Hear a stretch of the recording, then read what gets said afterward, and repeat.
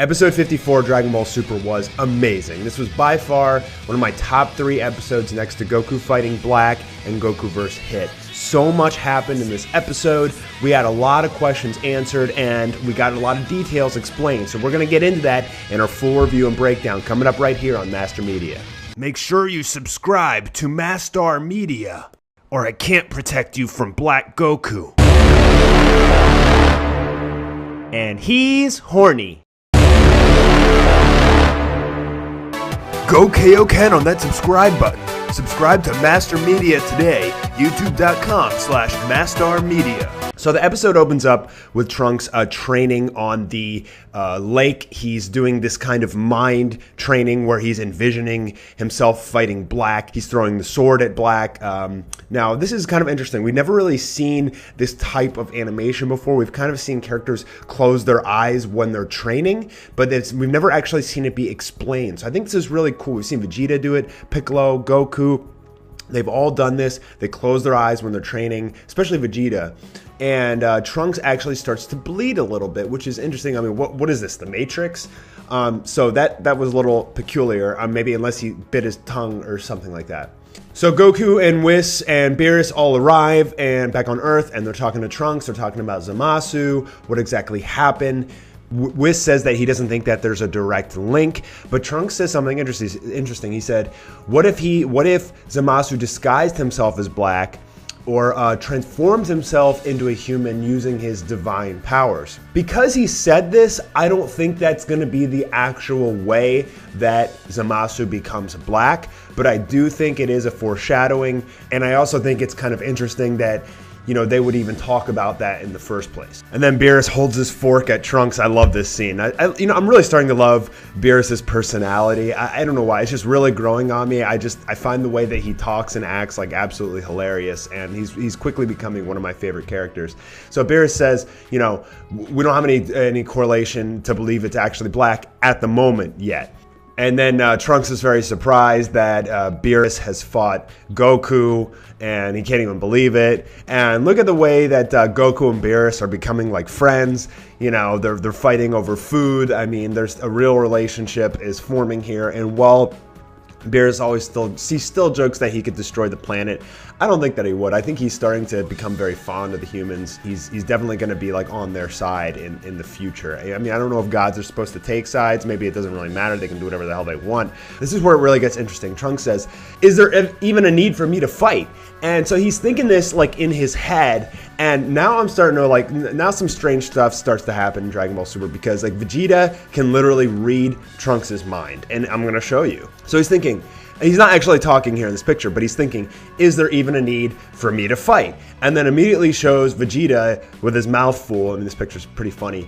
But he notices that Trunks is thinking this. And then immediately after that, he says, I'm going to train you. There's another part in this episode where Vegeta can read Trunks' mind. I'll get into that in a little bit. But first of all, it's really cool that Vegeta is going to train Trunks. He's really taking on this kind of like Saiyan Prince fatherly form. Even though he still kind of looks like, he acts like a badass, he's taking on like all this pride and stuff. He's really becoming like more of like a mentor, as we saw with Cabba. And it's really cool. I actually like this direction that Vegeta's taking. It's not making his personality seem any weaker, but it's cool that he's kind of like taking the time to train the people that are close to him. So then we go back to Zamasu and Gowasu, where Zamasu is pouring tea for Gowasu. And while I said that in one of my previous videos that Zamasu was going to poison Gowasu in the tea, he didn't yet. It's just the tea is becoming bitter because he's becoming more evil. And as we saw in episode 53, your heart, basically how pure your heart is, determines how good the tea is. And in 53 it was good tasting tea. Now it's turning bad because he's becoming more corrupt. Now there's still potentially, he still could poison Gowasu, and I still think the possibility is he is going to destroy or poison Gowasu. I still think that theory will come into play within the next episode or two. But it was funny how when Gowasu says it's bitter, Zamasu gives this look, he gives this smirk, like he knows he's becoming evil, and it like almost pleases him. He says it's the same leaves as usual, but he knows what's going on, and Gowasu also knows what's going on, because Gowasu was like, are you sure it's the leaves? So then we get to see these dinosaur-looking Ningen You know, they're a very brutal race. They're fighting and stuff. And Zamasu's like, you know, shouldn't we just clean them up? And Goasu's like, no, you idiot. Like, that is not our job. Zamasu hating humans and becoming more corrupt is getting more and more developed. And we're probably going to see that more in the next episode and the episode after that as well. Eventually, he's just going to snap and somehow he's going to turn into Black Goku. So Gowasu wants to take Zamasu 1,000 years in the future to prove that cultures can become more civilized and like wars and fighting will stop, and that it's not always good to just judge humans or life forms based on what you initially see, because there's so much other stuff going on there, and sometimes it just takes time for them to refine themselves. So he takes them into this like super room of spirit and time, and he goes to this like super large cabinet thing, just like waves it open and pulls out the time rings.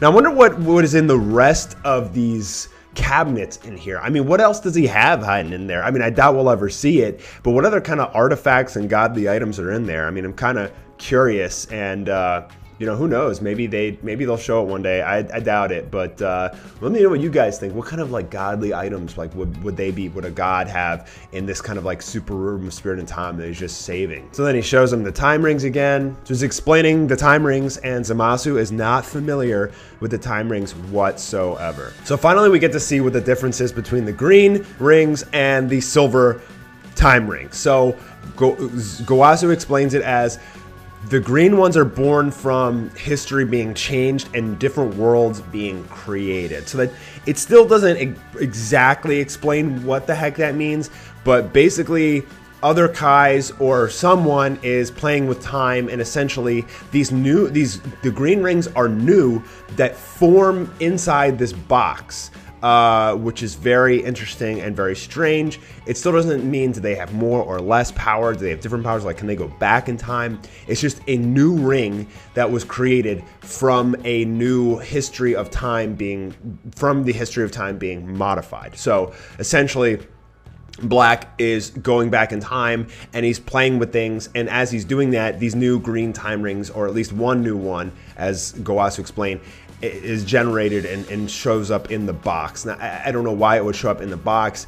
I don't know, maybe we're going to hear some more about it, but at least we know that they're still both technically the same time rings, but one of them is created and just appears because history has been changed. Now, I don't know why new worlds are being created. Kais have the ability to create worlds, and I don't necessarily know why that's even a problem, as that's their job, but apparently Gowasu is saying some fool did this. So Gowasu wants to take Zamasu 1,000 years in the future to show him that, you know, things can change, but he's like, if you want to use a time ring, you have to be a Kaioshin. So he gives him one of his Potara earrings. Now, this is the symbolic Potara earring on his left ear that is exactly like Black. So yet another indicator, another foreshadowing of him becoming Black. So they bro fist here, say command the ring 1,000 years, and then they travel forward in the time. Remember, they can't go back in time. The time rings don't do that. And Zamasu's expression as they're transporting through time is priceless, because he's like, whoa, you know, he's never seen this before.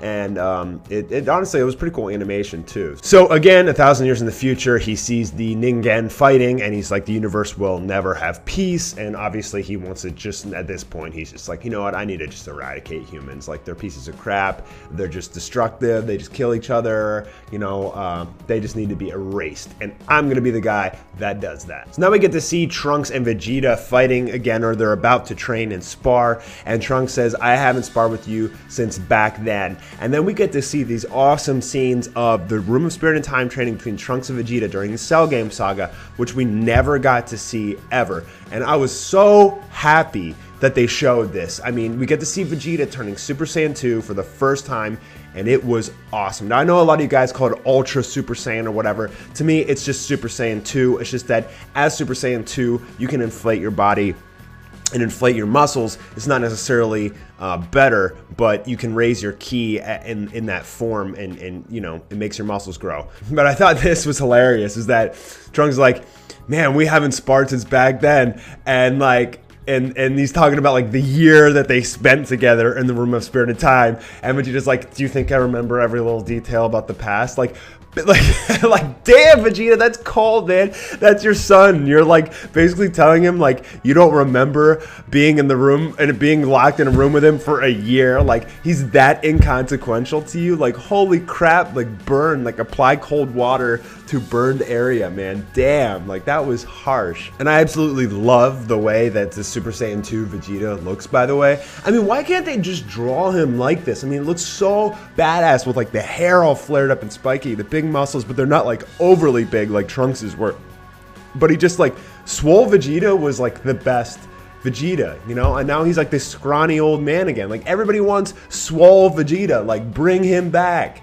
Come on, we need to start a movement. Bring back swole Vegeta, come on. So Trunks starts off by going Super Saiyan 2, but without the inflated ki, and then he pumps up and he inflates his ki, and he's telling Vegeta like, yo, go Super Saiyan 3, let's do this. And Vegeta starts laughing at him. His eyes start glowing blue, and boom, just turns Super Saiyan Blue right off the bat. And that's what I love about Vegeta. He's proud of his Super Saiyan Blue form. He loves it, and he doesn't like dick around like Goku does when it comes to like transforming and fighting. Like, Goku's just going Super Saiyan 2 just about every time to fight, unless he like really needs to go blue. Vegeta's just like, I'm gonna go blue off the bat and wreck stuff. So Trunks like is amazed by the Super Saiyan Blue. He says, I can't sense his ki, signifying that Vegeta is a god. Now, I want to bring up something in my video where I said how Vegeta became a Super Saiyan god. A lot of people have problems with that video because it's like, everybody said, oh, all you have to do is just learn how to control your ki and you become a Super Saiyan God Blue. I think that's BS. I mean, I think it does have something to do with that. I mean, obviously, because Whis said, guys, keep your ki in your bodies, and they do it, they close their eyes and they do it, and then they bro fist, and as they're fighting, and they both like kind of obtain the Super Saiyan Blue power. But you can't just control your ki and become a god. Like, there has to be something more in that, and that's why in my video I think it has to do with the ritual, kind of transfused god power in everyone. Maybe it's like hidden deep down, and just through some kind of training they were able to achieve it. So I don't think that Trunks is going to be able to turn Super Saiyan Blue on his own. If he does and he's just able to become a god just by focusing his ki, I think that's stupid. But I think it is possible that he'll become a Super Saiyan 3. I think it's very possible. Like, if you can just become a god by controlling your ki, like, I'm a god. Like, you know, that doesn't make sense. That's stupid. Like, there has to be something more to it. And like, that's why I think that the training between Goku and Vegeta, since Goku had the Super Saiyan God, was able to kind of like activate it in Vegeta. So Vegeta is like being all cocky. He says, if you can land a single hit on me, you win. And we got to see Trunks screaming, pumping up to Super Saiyan 2 buff mode, and his hair starts growing out. I love his hair like this. Like, it's awesome. Like, they need to like keep his long hair. It's so cool. I mean, everybody loves it. I mean, I just don't understand why Super doesn't really like give the fans what they want. Vegeta's like, you noob, still relying on this sluggish transformation, and he goes to fight Trunks, and then Trunks pulls an interesting move we never really seen before. He shrinks back down just so that he can catch Vegeta off guard. That was really cool. I loved it. Trunks is using his brain a little bit more. So Trunks is, you know, going all out at Vegeta. Vegeta's just blocking it like, you know, bitch, this ain't anything. But it was a really cool scene, and we got to see some like really cool animation here. And then I love this part right here. This is something that I broke down frame by frame, and you probably wouldn't see this picture with the naked eye, but Vegeta, you know, just boom, just like right under the chin, like, oh, that would hurt so bad, and then just slams him down on the ground, and Trunks is wrecked. And Vegeta is just still talking crap, pushing his face into the dirt. He's like, yeah, he's like, you're about he's like, I give it a 3 out of 10, like, you know, nice try, but worthless. And then the boot into the trees sends my man Trunks flying. Now here we get to where the other part where I think Vegeta can somehow read Trunks' mind. Maybe this has something to do with the God Ki. I don't really know. But I mean, even back to freaking the Saiyan saga with Goku versus Vegeta, Goku could talk into other people's minds, right? Like, he could talk to Krillin and Gohan in their mind. So why can't people read minds? Maybe the Saiyans can read minds. Maybe it's just something that's been unsaid this entire time. So Trunks says there was no need for me to become stronger, and Vegeta just instantly grabs him and says, you fool, is defeating Black your only goal? He knows exactly what Trunks is thinking. I mean, you know, granted, you know, it's because Trunks was smiling, but I don't think that's it. I think there may be something more here. I thought that was interesting that 2 parts in this episode, Vegeta literally can read Trunks' mind. Trunks is, I'm too weak, and then boom, right in the face. Headbutts my man Vegeta right in the forehead. Vegeta takes the L. I just beat you, mother. He's like, I just hit you. He's like, now I'm gonna become stronger than you. And Vegeta's like, you ass. Like, Vegeta's super pissed off that Trunks, actually landed a hit on him. And look at this smirk on Trunks' face. He's like, yeah, buddy. He's like, I hit you, and I won. And Vegeta's pissed. Vegeta just walks away, like, all angry. And then we go back to Beerus and Whis, who are in Beerus' place, and Zeno pops up, and Beerus is freaking out. He always freaks out, and then Zeno says, I want to meet Son Goku. And the episode ends with Beerus and Whis freaking out. Thanks for tuning in to Master Media. Don't forget to subscribe, and I'll see you guys soon for some new episode reviews, animations, and sketch comedies.「